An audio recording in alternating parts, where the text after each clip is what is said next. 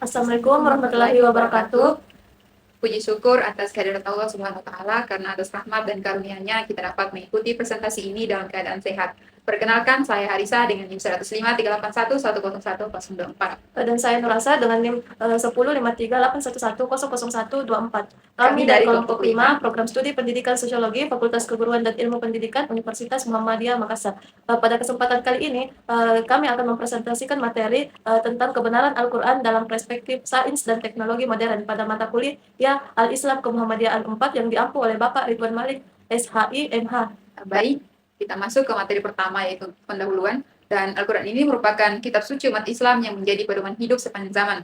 Selain berisi tentang ajaran, tentang akidah, ibadah, dan akhlak, Al-Quran juga menjelaskan berbagai fenomena alam yang kini banyak dibuktikan melalui perkembangan ilmu pengetahuan dan teknologi. Dan hal ini menunjukkan bahwa Al-Quran tetap relevan di setiap zaman. Nah, selanjutnya pandangan Al-Quran terhadap ilmu pengetahuan. Islam sangat mendorong umatnya untuk membaca, berpikir, dan meneliti. Hal ini ditegaskan dalam wahyu pertama yaitu Quran Surat Al-Alaq ayat 1-5 yang memerintahkan manusia untuk membaca. Nah, oleh karena itu, ilmu pengetahuan merupakan salah satu cara untuk memahami kebesaran Allah Subhanahu wa Ta'ala. Selanjutnya adalah hubungan Al-Quran dan sains. Al-Quran ini adalah wahyu Allah Subhanahu wa taala, sedangkan sains merupakan hasil penelitian manusia terhadap alam. Nah, kalau dalam Islam, keduanya ini tidak bertentangan tetapi saling melengkapi. Sains membantu manusia memahami tanda-tanda kebesaran Allah yang terdapat di alam semesta. Baik, selanjutnya saya persilakan kepada Saudari Nur Aza untuk bertanya. Baik, tadi dijelaskan bahwa Al-Quran dan sains itu saling melengkapi dan tidak bertentangan. Jadi pertanyaan saya itu, apakah tujuan utama Al-Quran memang untuk menjelaskan fakta-fakta ilmiah, ataukah ayat-ayat tentang alam lebih berfungsi sebagai petunjuk agar manusia berpikir dan mengambil hikmah dari ciptaan Allah? Jadi berdasarkan pertanyaan tadi, menurut saya tujuan utama Al-Quran itu bukanlah untuk menjelaskan teori-teori ilmiah secara rinci, melainkan sebagai petunjuk hidup bagi manusia. Dan ayat-ayat tentang alam semesta itu bertujuan untuk mengajak manusia berpikir, merenungkan kebesaran Allah Subhanahu wa taala dan mengambil hikmah dari ciptaannya. Dan ketika teman sains sejalan dengan Al-Quran, hal itu dapat menjadi salah satu bukti kebesaran Allah dan memperkuat keimanan, tetapi juga fungsi utama Al-Quran itu tetap sebagai pedoman hidup bagi umat manusia. Itu saja jawaban dari saya. Nah, selanjutnya kami akan menjelaskan beberapa bukti kesesuaian Al-Quran dengan sains modern. Pertama, teori Big Bang dalam Quran Surat Al-Anbiya ayat 30 yang menjelaskan bahwa langit dan bumi dahulu menyatu kemudian dipisahkan. Nah, hal ini sejalan dengan teori asal-usul alam semesta.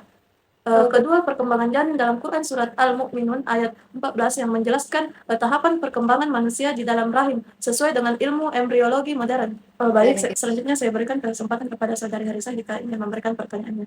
Baik, tadi pemateri menjelaskan bahwasannya banyak temuan sains modern yang dianggap sesuai dengan ayat-ayat Al-Quran. Seperti tadi ada teori Big Bang dan perkembangan janin. Jadi pertanyaan saya, jika suatu saat ditemukan teori ilmiah baru yang berbeda atau bahkan bertentangan dengan penafsiran ayat yang selama ini dikaitkan dengan sains, dan bagaimana cara kita memahami hubungan antara Al-Quran dan sains tersebut? Baik, terima kasih. Jadi kalau menurut saya itu, jika ada teman ilmiah baru yang berbeda, kita tidak perlu langsung menganggap Al-Quran bertentangan dengan sains. Karena teori ilmiah dapat berkembang, begitu pula penafsiran manusia terhadap Al-Quran. Oleh sebab itu, keduanya perlu dikaji kembali secara hati-hati agar diperoleh pemahaman yang lebih tepat. Nah, Al-Quran tetap menjadi petunjuk hidup, sedangkan sains membantu manusia memahami tanda-tanda kebesaran Allah Allah di alam semesta. Itulah jawaban saya. Dan yang ketiga, yaitu gunung sebagai pasak bumi. Dalam Al-Quran Surah An-Naba ayat 7, penelitian geologi menunjukkan bahwa gunung ini memiliki akar yang membantu menjaga kestabilan kerak bumi. Dan yang keempat, yaitu pertemuan dua laut di dalam Quran Surah Ar-Rahman ayat 19-20. Dan ilmu oceanografi membuktikan bahwa dua lautan yang bertemu dapat memiliki batasan karena perbedaan suhu, kadar garam, dan massa jenis air. Dan yang kelima, mengenai sidik jari manusia. Terdapat dalam Quran Surah Al-Qiyamah ayat 4, dan saat ini sidik jari itu diketahui memiliki pola yang berbeda-beda pada setiap orang dan dimanfaatkan sebagai identitas dalam ilmu forensik. Selanjutnya adalah peran teknologi modern. Nah, pembangunan teknologi membantu para ilmuwan melakukan penelitian secara lebih akurat. Nah, selain itu, teknologi juga memudahkan penyebaran dakwah Islam melalui media digital serta semakin memperkuat keyakinan manusia terhadap kebenaran Al-Quran. Dan sebagai penutup, dapat kami simpulkan bahwa Al-Quran dan sains ini memiliki hubungan yang saling melengkapi. Dan banyak ayat Al-Quran yang sesuai dengan temuan ilmiah modern, Dan hal ini menunjukkan bahwa Al-Quran ini merupakan wahyu Allah Subhanahu wa Ta'ala yang tetap relevan sepanjang zaman. Nah, demikian presentasi dari kami. Semoga apa yang kami sampaikan dapat menambah wawasan dan memperkuat keimanan kita kepada Allah Subhanahu wa Ta'ala.